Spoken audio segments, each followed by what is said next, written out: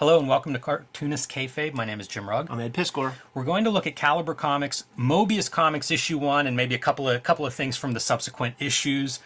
Before we dive into this comic, I want to invite everybody out there to like, follow, and subscribe to the Cartoonist Kayfabe YouTube channel. Hit the bell icon next to the subscribe button. You'll be notified when we post new videos. It'll give you a head start on the kayfabe effect. If you see some comics that you want to add to your collection, you go out to eBay, Amazon, your local comic shop, and maybe they're already gone. If it's something that's a little bit hard to find, prices can go up, they can get very scarce. So hit that notification button. You'll be the first one to know about the videos. You'll be the first one hunting down a copy for yourself. Also, let these videos play through to the end. That allows YouTube's algorithm to share our videos with other comics fans that haven't found Cartoonist Kayfabe yet. It's how we grow the channel, 60,000 plus and growing on our quest to 6 million. Thank you very much for your help in that. And finally, we will be at Heroes Con in late June, first convention in quite a while, so it's exciting to get back to Heroes Con. Make sure you stop by our tables. We'll be hosting a couple of panels, and show off your Cartoonist Kayfabe t-shirts. Always excited to see those at comic book conventions. It'll be nice to get back into the swing of that. But we're here to talk about Moebius Comics. This is from Caliber and published in 1995 and 1996, actually. I was thinking it was 95, 96, but actually 96, 97. 6 issues were published. They talk a little bit at the end of issue 6 that they were running out of new material to publish, essentially. But one of the things that is noteworthy for me is Moebius Comics have always been hard for me to find. I started reading comics after Epic had published the Moebius comics in the 80s, and those things weren't that easy to find, and they were usually expensive. So whenever I would see Moebius comics, these were probably some of the most accessible that I would come across. I feel so like I want to kick my young self in the head, because I would see, like, at Phantom of the Attic, you would absolutely see the Epic comics in there, but it would be like $7. Yes. And that would mean, I think about that a lot. and that would mean my entire budget for comics that week or something, and that's me starving myself through lunch period, right, to like scrape together a little bit of extra change. These comics to me are noteworthy. I did not get these when these came out.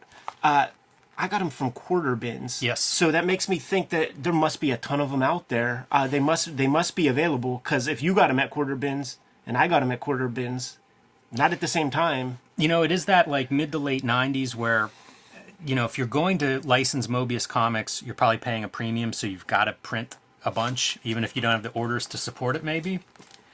These are also not the most reader-friendly comics, and we'll go through this first issue to kind of illustrate what I mean by that, but I don't know how popular they were in terms of sell-through. Must not have been very much, although the print runs may have been pretty big.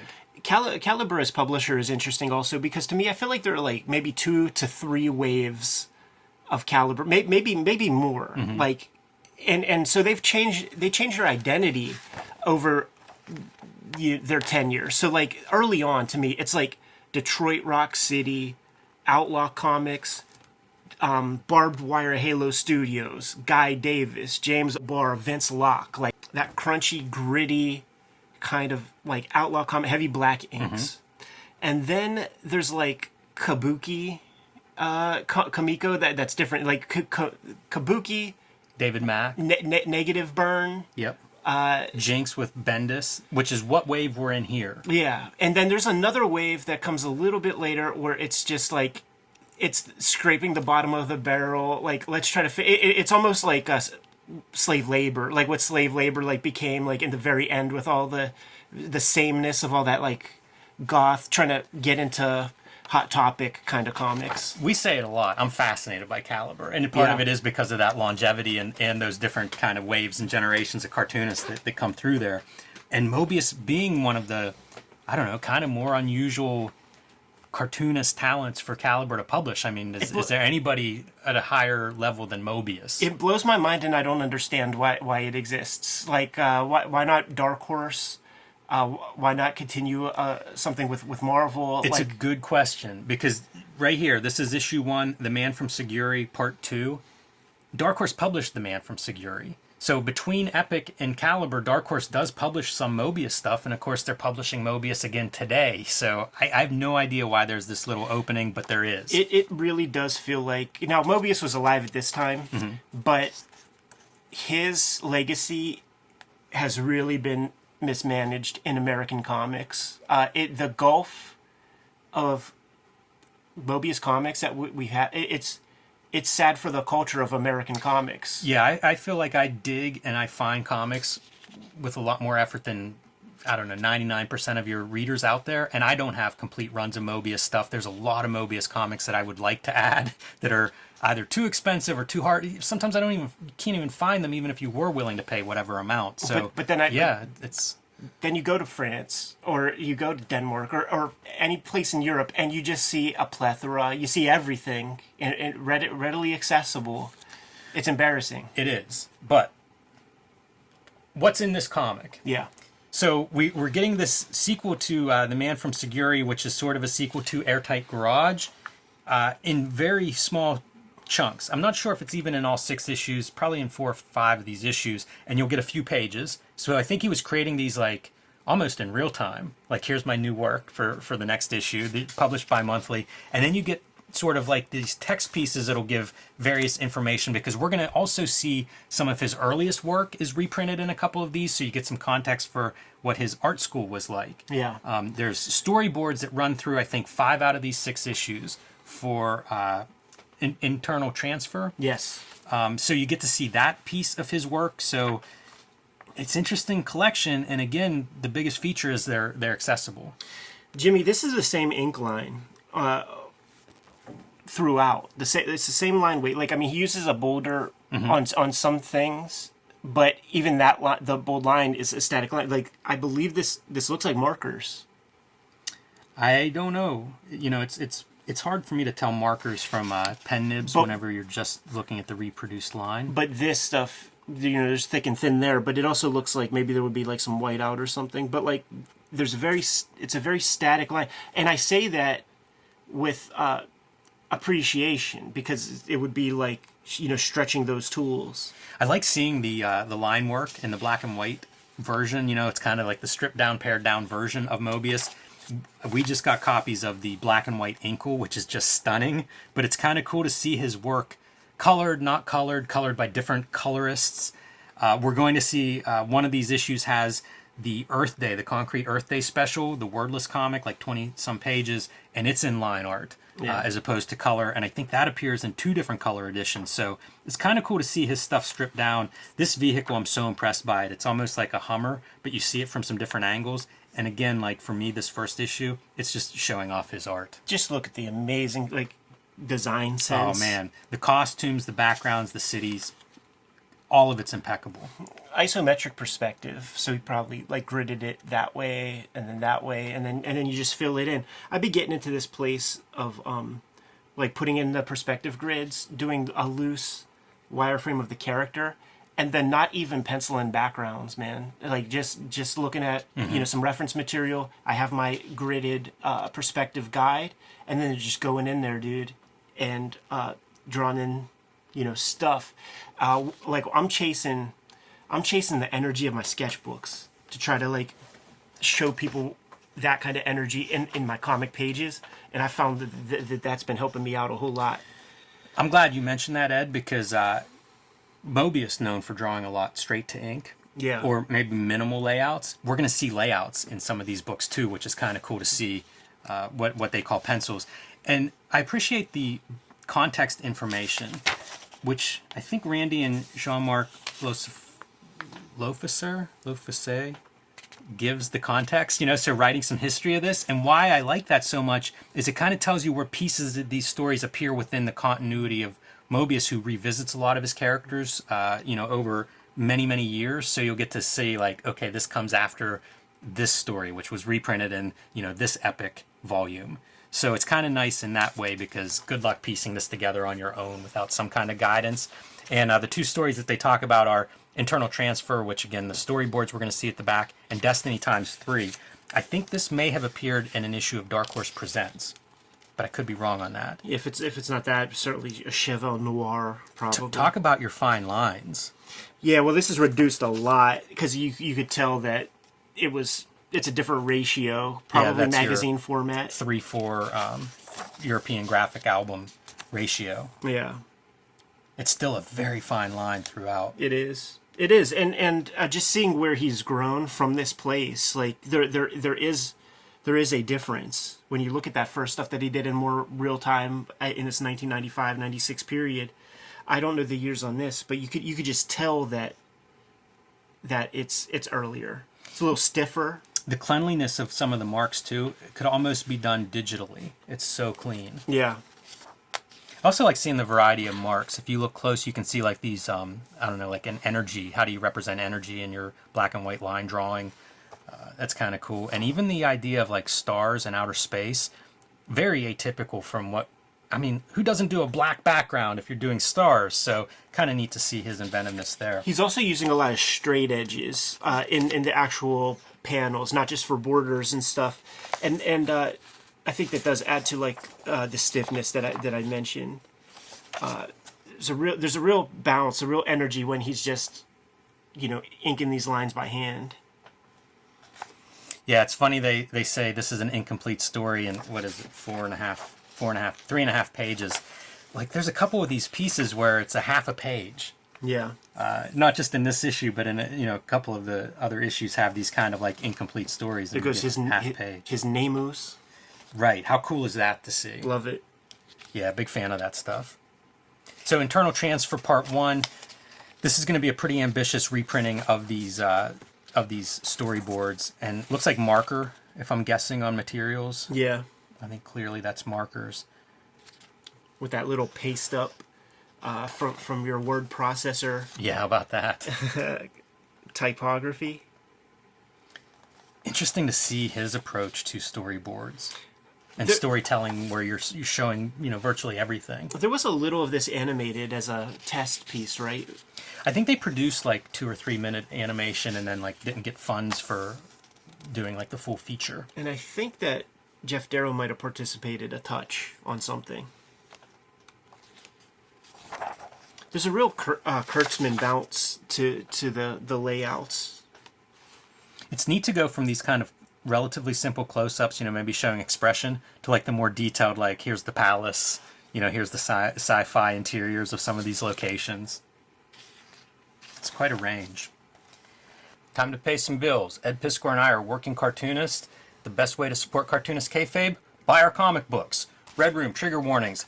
Issues 1 through 3 now available in comic shops everywhere, barring 28 countries and I think 11 comic shops where it's banned, but you can ask for this and order it from virtually any comic shop. Who knows, they might pull them out from under the covers.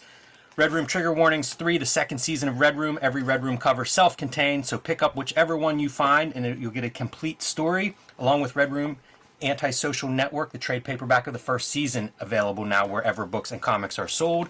Hulk Grand Design, Monster Madness, a retelling of the 60-year history of the Incredible Hulk. I am writing, drawing, coloring, lettering, the whole shebang, the Grand Design way, and this is available now in comic shops everywhere. Both issues, the complete story of the Incredible Hulk's rich history. Pick that up now wherever comics are sold. And back to our regular scheduled programming. The other feature that runs through most of these issues are Arzak jams, and the idea here is taking pencils or layouts from Moebius of unfinished stories and teaming them up with different artists. In this case, William Stout is doing your finished art here. Yeah, and Stout, first off, precious little, like a Steranko amount of comics output from William Stout, and anything you see is beautifully done. Second, William Stout and Moebius, they have history.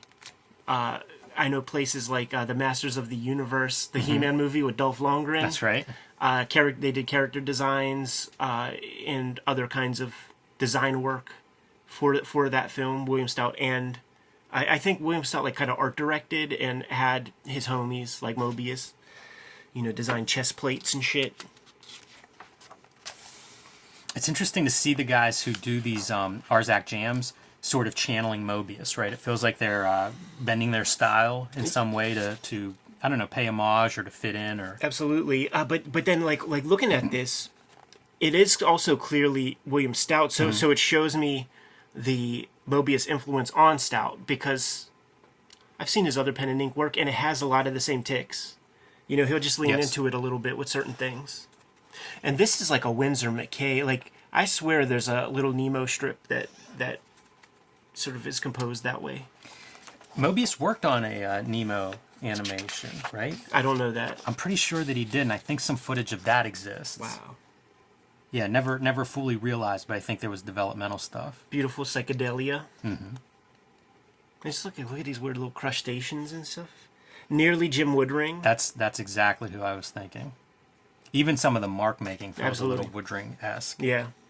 Yeah, And- it's beautiful what he's pulling in because like there's the Moebius parts, there's like This Droulet I parts. think is all William Stout, because we're going to see some of the layouts, and I don't know if it's all of the layouts or not, but you know, you assume they're going to show all the layouts they have. So I don't know if that's William Stout kind of like finishing the story. Yeah. Like that's what they say in the feature. Like it's like there are some smatterings of unfinished pages with no context to them whatsoever.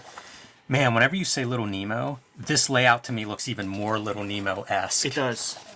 With that kind of context. And he does those like side views that you know, just like a flat static kind of shot, and that's very Winsor McKay. Beautiful stuff, man. Yeah, This it's is cool to basically- see the interpretations. and it's you know, it's in canon. Like we know this the Arzak like riding on a thing. Like there he is. Like we see how his little guys die. Also, this is like Right. Tyrant issue 0. And next issue, you know, kind of outlining the same stuff. They several times in these ads say featuring a new guest artist, which makes me think they don't have it figured out yet. Like who's Totally. doing what? Totally, because like maybe it's worth looking at some of them. We got Mike Plug doing one. We got Ladrone and Steve Lealoha jumping in.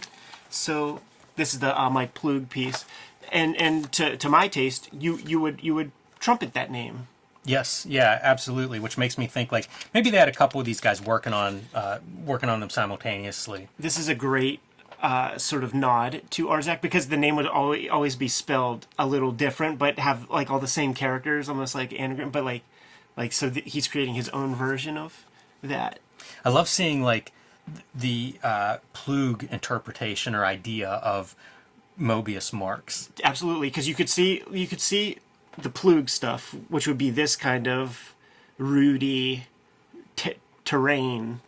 Bit of a finer line than what we saw Absolutely. with Stout. Yeah, with just total like Moebius tick marks. And some of it feels like it veers quite a ways from Moebius, which fine with me. You know, if you're going Sure. to bring on some different artists, like let them do what they want to do. Plug's another one of those guys, man, that like comics just couldn't afford him, and at a certain point, he sort of pushed his price up or whatever, or just had more opportunity. If you go on Ralph Bakshi's Instagram, he posts a lot of conceptual artwork and character designs and stuff, and Plug had a big hand in like Wizards and Lord of the Rings, a bunch of stuff. That's cool. And again, you get to see some of the Moebius layouts for at least a few of these pages. You know, this is one of those pages. Did Mike just say, "Fuck that! You guys ain't paying me enough"? I don't know how this isn't like, if William Stout had seen this, I feel like he would have had to have drawn those dinosaur-like creatures, right? Yeah. He wouldn't have been able to resist that. I don't know what that's from, if it was just happened to be on the same page, but considered a different story or something. Yeah, not sure. Then a couple more of your layouts. It's funny because these things do vary. Mm-hmm. You know, it's not necessarily what we saw Plug drawing there, so I wonder what those are. This almost looks like the Heavy Metal, that early Arzak story from Heavy Metal. Oh You yeah, know, you're where right. he's looking through that like little visor in the door. Yeah. This is your Ladrone piece. Really like this. It's a pretty fine line that he's bringing to it too. And for some reason, like I always think of Ladrone as being very European art influence. So I imagine his idea of Moebius different than William Stout and Mike Plug, who worked with him probably more on the Hollywood side of things. Yeah, but like over there, I have the final inkle that Ladrone Right. did. So he has some relationship with Moebius, with the family. There's some connection. The note for him here is he's recently broken through into the American comics market with a remarkable Dracula story from Marvel Comics. Do you know his Dracula story? No. I don't either. No, I don't. Makes I me don't, very curious. I don't check into him until cable time. Which would have, when is that? I mean, that might be A year or around two, yeah. around this time, because like the Inhumans I think is after Cable. I think. Yeah, and I don't know the Inhumans, Ladrone stuff. It's nice. It looks like, again, like the European album kind of stuff, unlike the Cable Kirby kind of stuff. But where does the Elephant Man stuff fit in? Yeah, he's done a lot of that too. What is that thing called? Hip Flask. Hip flask. Oh, it's a hippo. It's not an elephant. Oh, right. And then Steve Liola's piece here. Yeah, it was just a reprint of some old, like, I don't know, maybe like a Mike Friedrich, like 1979 is your date for it. So yeah, like a late underground piece. yeah, No Ducks Allowed is the name of the comic. So it's like they're covering all bases because there was that comic called Quack that those guys would be a part of, and you see like Dave Sim doing duck comics, Steve Aloha would do duck comics, and I guess they just were trying to push the anthropomorphics. I wonder what the deal is, like how it's Moebius, like how they're getting Moebius layouts for that story. Don't think that has anything to do with Moebius aside from just parodying it, which is pretty dope because it's very early in Moebius comics coming to America. I have to show this one off just to close out the video with some straight Moebius. Yeah, totally. Good for our eyeballs and good for everybody's eyeballs. The Silent Planet. It's so gorgeous. I think that some of this... Shoot. I was thinking this is from that Concrete story, but I'm not sure that's true. This may be the Adana stuff that Dark Horse published whenever they've recently started doing their complete Moebius publishing. Look at how the black just sticks out. Yeah, with it really all the clear does. line. Yeah, the clear line stuff is the mind blower. I mean, this is just... There's no hiding. His ability to draw depth with clear line blows my mind, especially something like this that doesn't have like an obvious 3-point or multi-point perspective where you can see the lines converging, and yet it still has that depth achievement. You have to really know how to draw, man. Also like that he signs each of his pages. That's a statement. Like, this is a piece of artwork. I'm a big fan of that. Yeah. Yeah, really cool. So, 6 issues of Moebius comics published by Caliber in the late 90s. They're out there. Like, these can be tracked down. And how many people would this have been like the first Moebius exposure? Absolutely. It's probably some of my first Moebius comics. Yeah, so good, man. It would be this, and it would be the epic Airtight Garage stuff that wasn't even drawn by him. It's like Elsewhere Prince. Was that? Elsewhere Prince. Yeah, that's it. Yeah. Yeah, you're right. That would be other Shanower. stuff that I would find, and it was like, I don't get it. And it's like, well, that's not even the Moebius art. Right. Yeah. You're lucky if you get a cover or something like that, man. I don't know about you when you scoop these up, but every time I see Moebius, this comic, I see it as a run, like in the quarter box. Like, so if you get one, you're probably going to get all 6. Yeah, if you're smart. I'm saying they'll be there. Right. They'll be there. Listen, man, for $1.50, it's the best $1.50 you could spend in comics. We say that and talk kayfabe effect. I bet you're not getting this right now for $1.50. Good to go? Yeah. Kayfabers, like, follow, subscribe to the YouTube channel, hit the bell. We'll notify you when new vids are available. What's out there, Jimmy? Hulk Grand Design Monster and Hulk Grand Design Madness are both in comic book shops now. That is a retelling of the 60-year history of the Incredible Hulk through the Grand Design filter, which means I'm writing, drawing, coloring, lettering, all that good stuff. Pick that up while supplies last. Join me on patreon.com/JimRugg to see more of my comics art and how I make the comics I make. And stop by our tables at Heroes Con in June. Red Room Trigger Warnings, issue 1, 2, and 3 on the stands as we speak. Red Room, the Antisocial Network, is out there as well. Murder on the Dark Web for Fun and Profit is the name of the game in Red Room Comics. It is banned in 28 countries. It is banned in 11 comic shops, but you can order the comics directly from the publisher at my link tree in the description below this video. Also, you can read the comics today at my Patreon, patreon.com/EdPiscor. $3 for the archive there. There's an archive of more than 200 pages, and I put up new strips every Tuesday. Jimmy, what else do we have out there? You can subscribe to the Cartoonist Kayfabe e-newsletter at the links below this video. You can also find Cartoonist Kayfabe t-shirts and merchandise at the links below this video. Last time we were at Heroes Con, we had maybe 5,000-6,000 subscribers, and we saw over 100 Cartoonist Kayfabe shirts at the festival. How many are we going to see this year, man? Make sure to adorn your attire and fly the flag. Give them those marching orders, Jimmy. We'll be on the way. Read more comics.